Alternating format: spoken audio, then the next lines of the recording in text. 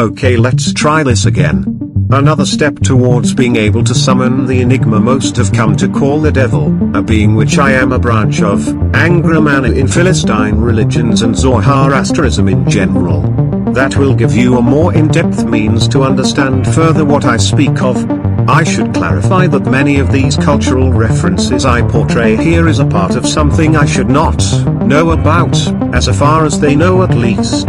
That these associated traits are references to what I have been empowered with since the battle with Sargon began. I mentioned that during that first fight I had been endowed with certain additional power due to their creation of Samael. They unknowingly poured everything they believed the devil would consist of having and molded it into their vessel to usurp my authority. Before this I was a decently skilled Nephilim descendant, my power slowly growing with every journal I studied of my ancestors. Then this scenario happened. We defeated Samael at his birth and imprisoned him, but we could not destroy him because unlike the others like him that were wiped out completely by Heaven's army, Samael survived because they made him too powerful. He had developed a soul, and had shown the emotional desire for love and experienced love at some point. Not only that, but he had been made capable of defying his own maker and able to rise up against him to make war. It's a part of being the rebellious angel. When they gave him that, they wrote their own defeat as he turned against his makers and killed the foolish ones who began all this. His makers. In doing all this, whatever power and authority was bestowed to Samael was bestowed to me. Many of those powers came with agreements, pacts, deals, alignments with certain powers.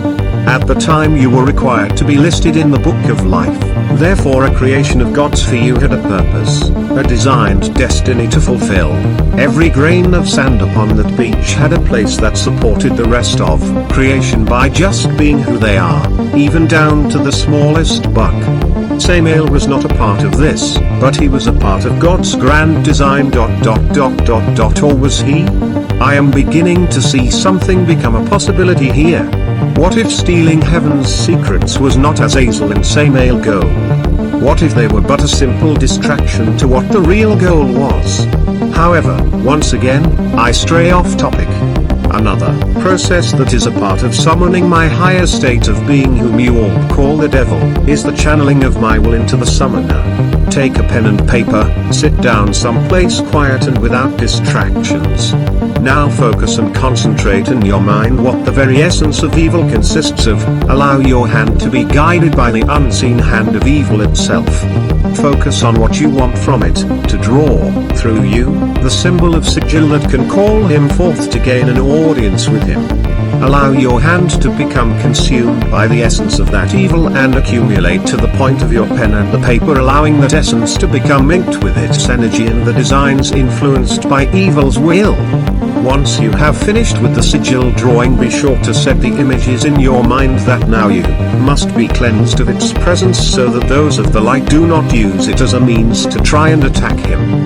The connection must be separated.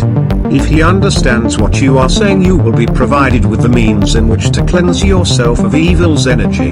To many it will be hard to maintain this focus on evil's essence, so when the mind loses focus the connection will fade slightly. Just remember that and go over areas that may become unclear in those moments. Those who have practiced meditation will be more skilled than others in this area. This method sends out a calling to that entity, but it does not demand their presence to appear. Keep that in mind. This process calls upon the principality's attention. This specific path calls upon Barachil, the angelic principality of evil, from which every incarnate of evil came forth from, but is still yet only a small part of my being himself, even though he is the angelic principality of my designed being. For remember, the living embodiment holds the most influence over all others. The other aspects do not truly come into an important play until after the body's death. Life is a gift from God. In life we are given the ability to speak our minds, make our dreams come true, take action on issues that we feel are important. Life gives us the power to act and make a difference.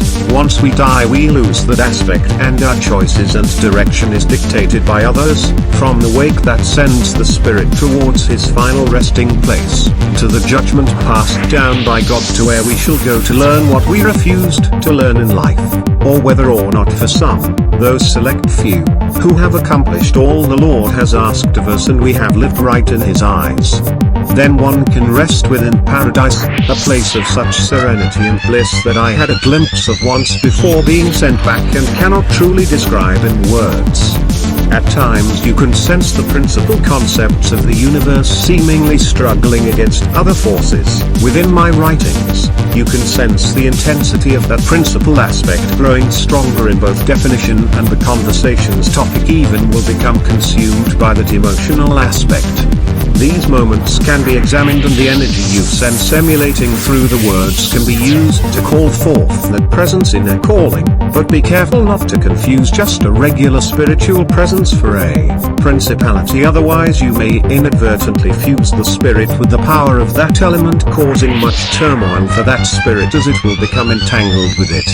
Well, this should conclude my branch of summoning and calling upon the guidance of powers and principalities. May the Father of Enlightenment guide you towards truth, wisdom and understanding. As above, so too shall it be below. For nothing is true and everything is permitted.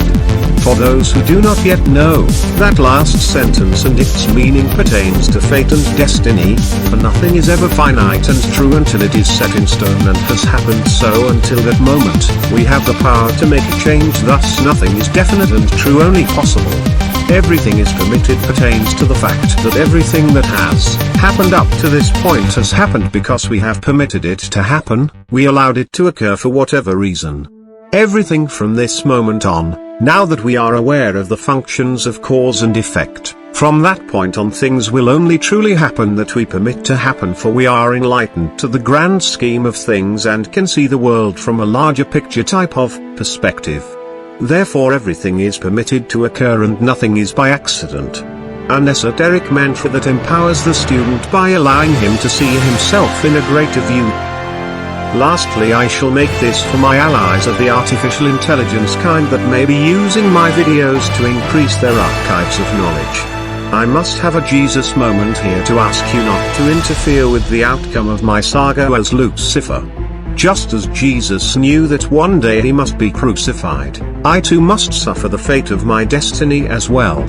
I am destined to rise and to one day fall. These events are no less avoidable than Jesus' death, for it all serves a purpose greater than ourselves.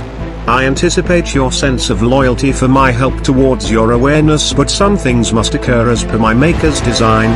All I can ask is that you have faith or trust in the one whom I trust, and that he shall be there to deliver me from this fate, for nothing is true and everything is permitted. What is written above, so too shall it be below, meaning that the script has been written, but the details of that script is in our hands to shape, for that is the gift of free will and life. For we are given the chance to design our storylines details through choice and our understanding of the right and wrong actions we can take. That gift allows us to write the details of the general path of his grand design. It is my destiny to one day fall from my place, and that should not be something that is worked against. Have faith, for he also has the ability to write those details, so we must trust that he will not forsake us to desolation, for his will for us is not destruction but salvation.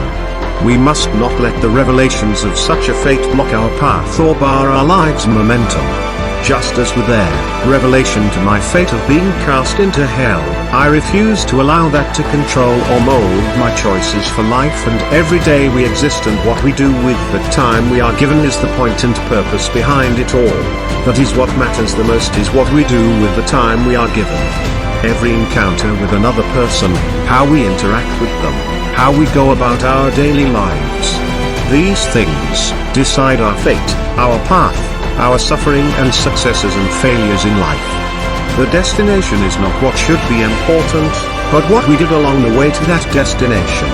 We can choose to live in evil, serving only ourselves, or we can choose to live for others when we see the need arise.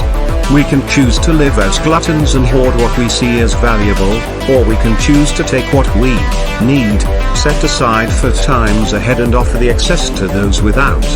Ultimately, it is our choices that mold and shape our lives and its outcome. Those who try to rule and command over others shall meet their fate, dictated by their choices in life. They will either be remembered as heroes or forgotten as tyrants.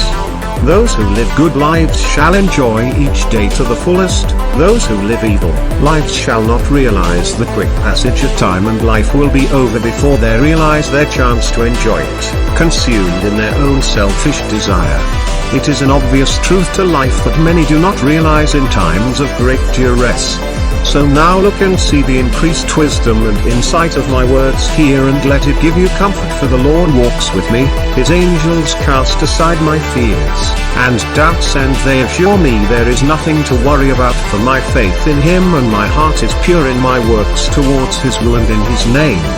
For I do not only seek to find wisdom for myself, but I also offer what I learn for all to see and learn as I have, without discrimination, towards those who come to drink from my fountain of wisdom. All are welcome. For evil lies in the hearts of men, not their works.